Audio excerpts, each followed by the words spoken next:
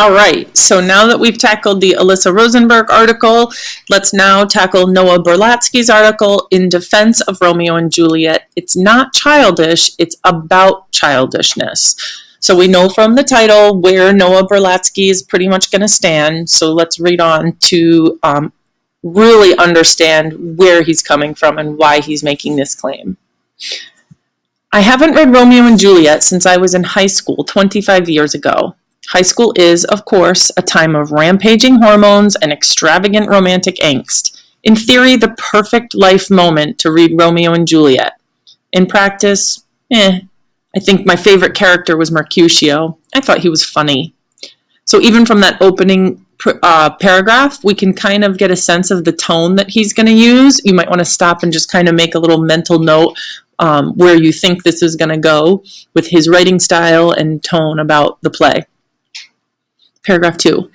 I just reread the play last week, inspired by Alyssa Rosenberg's declaration at Slate that Romeo and Juliet is a terrible play. The comments section erupted in howls of outrage, but I was intrigued. He's talking about the comments section on Alyssa Rosenberg's article and how other people kind of all were fuming and typed in to let them know what they thought. Suddenly, I was curious to find out what I thought of a work I hadn't revisited in more than 2 decades. Rosenberg argued that Romeo and Juliet, a play about children, is full of terrible, deeply childish ideas about love. Juliet, Rosenberg reminds us, is 13. If you cast someone that age in the role now, the result is queasy. If you cast someone older, you end up with an adult actor behaving like she's a tween. Romeo's age is uncertain, but a lot of what he does is immature and adolescent as well.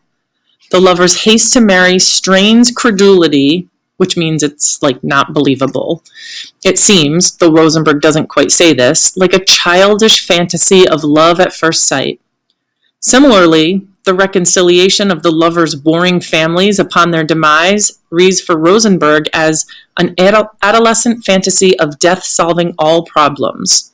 So he just kind of summarized what Rosenberg was saying in that one little paragraph. He's just acknowledging that this is what she said, and now I'm going to move on to what I thought. Adolescent or not, though, I sure enjoyed reading it this time through. Romeo and Juliet's first meeting, for example, all by itself validates the romantic comedy genre. I'm wondering, did Shakespeare intend for his play to be a romantic comedy? I'm not sure. Romeo to Juliet. If I profane with my unworthiest hand this holy shrine, the gentle fine as this, my lips two blushing pilgrims ready stand to smooth that rough touch with a tender kiss. Ah, good pilgrim, you do wrong your hand too much, which mannerly devotion shows in this, for saints have hands that pilgrims' hands do touch, and palm to palm is holy palmer's kiss.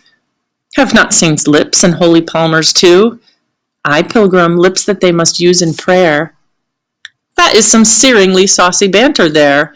Ay, pilgrim, lips that they must use in prayer, has to be one of the archest lines in all literature. I'm with Romeo. I'd fall in love with that. In short, now that I'm an adult, I appreciate the young lovers a good bit more than I did when I was their age.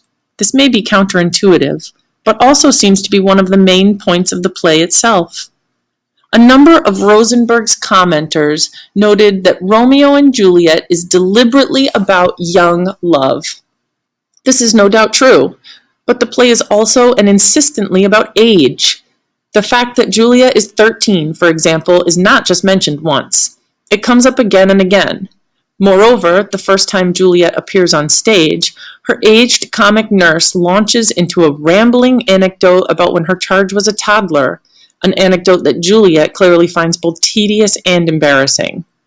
Juliet's youth, then, is adamantly established and also adamantly presented as a source of fascination for the elderly. Old and young remains an obsession throughout the play, but that obsession does not, interestingly, work in any single way.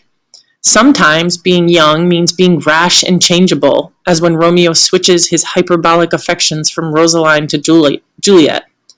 Sometimes it means being a hope for the future, as when the friar marries the couple to try to end the feud between Montagues and Capulets.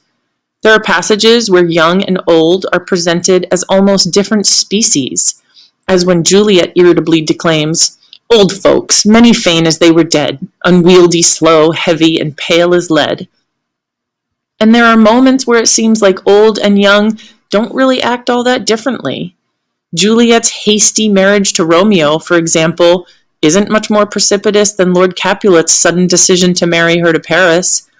And Romeo's affections aren't any more changeable than those of the nurse, who, having cheerfully helped Juliet marry Romeo, just as cheerfully advises her to forget that first marriage and turn polyandrist by wedding as her father wishes, meaning marrying Paris and having two husbands at one time. Rosenberg might argue that even the adults behave like kids in Romeo and Juliet because the play itself is childish.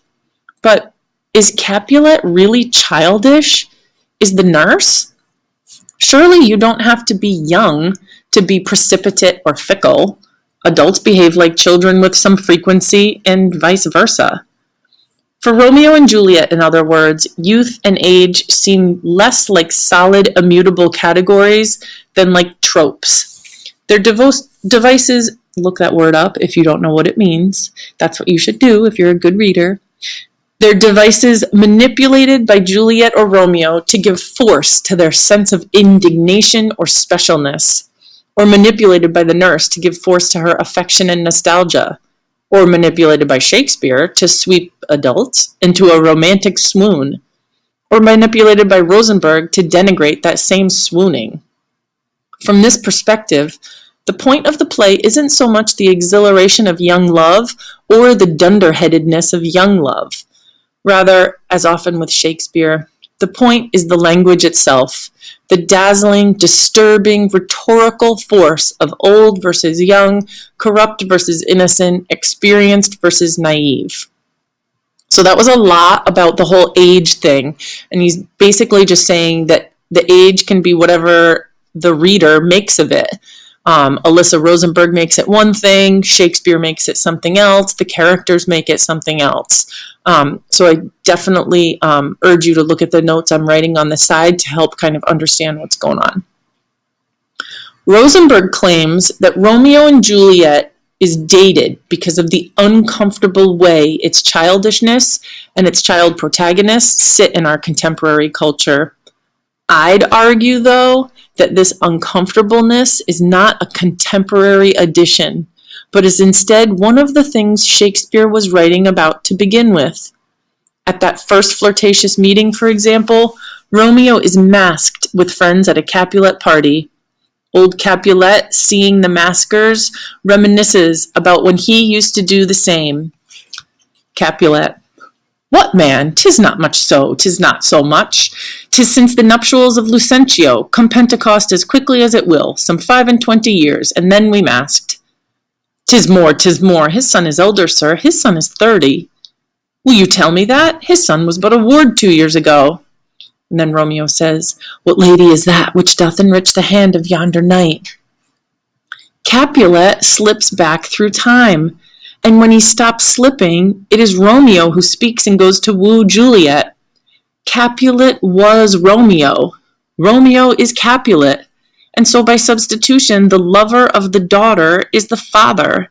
The mask is not a device not so much to enable young love as to enable the old to imagine young love. So he's just saying that Capulet up here is remembering when he used to be a player, like Romeo. So he's remembering being young and being at another masked ball like 25 years ago. So Noah Berlatsky right here is saying that Capulet used to be Romeo, and Romeo will eventually be Capulet, this kind of player who looks at other women. Last paragraph.